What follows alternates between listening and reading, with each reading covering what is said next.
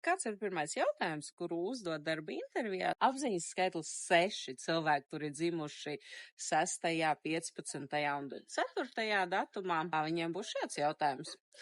Vai ofisā ir labi iekārtots atpūtas stūrītis ar mīkstiem atpūtas krēsliem, svecēm, telpaugiem, un vai dzīvnieki arī šeit ir gaidīti? Savukārt apziņas skaitlis 7 cilvēki, kuri dzimuši 7., 16. un 25. datumā. Vai jums ir kāds klusuma kabinets, kurā es varu pārdomāt dzīvi un dzīves jēgu, un cik ātri var saņemt bonusus? Apziņas skaitlis 8 cilvēki, kuri dzimuši 8., 17. un 26. datumā. Te būs skaidrs jautājums, kāds ir bonusa plāns, piemaksu plāns, kad var sagaidīt algas paaugstinājumu un, starp citu, cik pelna priekšnieks. Apziņas skaitlis 9 cilvēki, kuri dzimuši 9., 18. un 27. datumā.